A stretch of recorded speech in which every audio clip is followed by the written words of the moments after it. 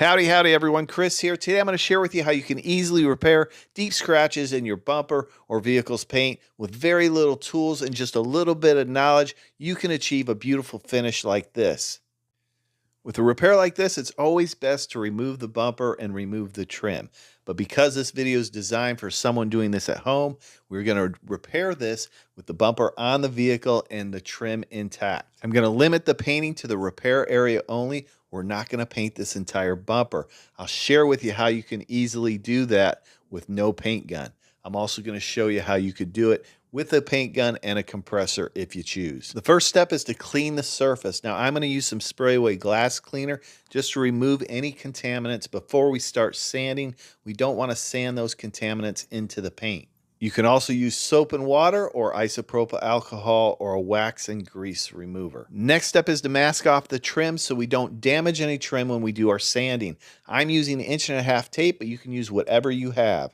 It doesn't have to be perfect, just protect the trim. We'll remask this before we paint. The next step is to sand out the scratches. I'm going to use 180 grit sandpaper on a small hand block, and we'll just hand sand these scratches till they're totally smooth. You don't want to use a real aggressive sandpaper, so 180 is perfect for this step. I will leave links to products and tools I use down in the description of this video. These scratches sanded out beautifully. There was no deep gouges in the plastic that I needed to fill. But if you have some deep gouges in your plastic that do not sand out easily, I'm going to show you how to fill those. This is the product I use for deep scratches. It's made for plastic bumper covers. If you want to know more about how to fill scratches or dents in your bumper, check out the link to the video at the end. The next step is to clean and inspect this repair area. We're looking for any deep gouges that are not going to be filled with primer. So if there's a deep gouge in the plastic, that's going to take a little bit of filler and you'll need to address that. The scratches are all sanded smooth and we have a smooth transition from the repair area into the old paint. So on the edge of the repair area where that paint line is, that is nice and smooth, and that's what you want. You want a smooth transition. The next step is to prepare the surrounding area for primer, paint, and clear coat. And the way we do that is we use 600 grit sandpaper. And the reason I use 600 grit sandpaper is because it's coarse enough for that clear coat to adhere properly, but it's not so coarse that it's going to show scratches through that clear coat. So we'll sand the surrounding area with 600 grit sandpaper. I'm going to use a palm sander, but you can do this step by hand. No reason you can't do it by hand. I'm going to go over the surrounding area and get that all prepped out for paint and clear coat. We're not going to go right up to the edge of the trim or the area we're going to blend up at the top of this bumper. We're going to do all that by hand.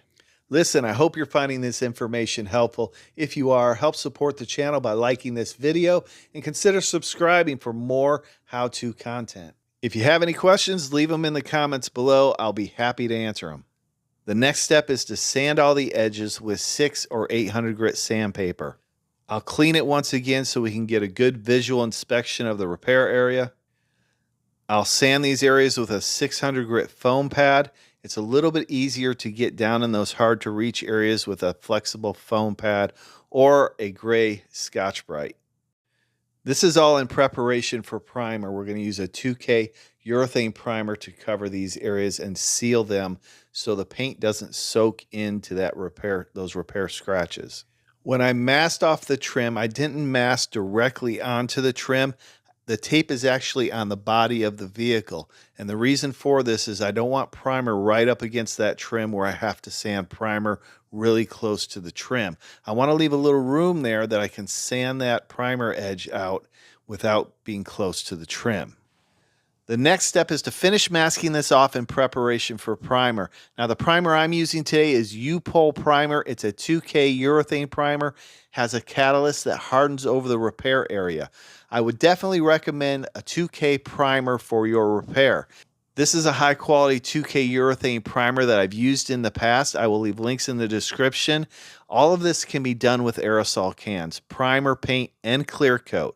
And if you want to check out a vehicle that I cleared the entire quarter panel with a Spray Max 2K clear, I will leave a link at the end. Check out that video. You'll be amazed at the results that a quality 2K urethane clear can produce. When masking off your vehicle, you could use newspaper, you could use automotive masking paper, whatever you choose. You just need to mask off enough to protect your vehicle from any overspray from the primer. I'm using the 3M Performance gun with very little air pressure so I can really control where I put this primer and the amount of overspray. We'll put 2 coats of primer on, letting it flash off 15 minutes in between coats. And even if you're using an aerosol can, that's what you want to do. Put 1 coat on, medium, and then let it flash off for 15 minutes and put another coat on. The next step is to clean and then mask it off for paint. I'm using isopropyl alcohol to wipe down all the trim. It gets a lot of road grime, and I find that isopropyl alcohol really gets rid of that oily surface. And we want it to be really clean so we can mask it off. The tape will stick and adhere properly, and we won't have any issues when we're painting. Before we start prepping out our primer for paint, we're going to mask off the trim. This is going to protect it when we're sanding that primer and also get it ready for paint. And then I'll go over the primer area with 600 grit sandpaper on my palm sander. Now you can do that by hand. We also need to sand the perimeter of this repair and get really close to that trim. So for that, I'm going to use a 600 grit foam pad or an ultrafine gray Scotch-Brite. These make it really easy to get into those tight and hard to reach areas. At the top of this bumper is a body line. We're going to use that to break off and blend our clear coat. So I'll use the gray Scotch-Brite to just sand just past the peak of that body line. I want there to be sand scratches just past the peak where that soft edge of clear is going to be. I'm going to show you how we're going to make it a soft edge and then polish it out at the end. The goal is for the clear coat to adhere properly and the blend line to be undetectable.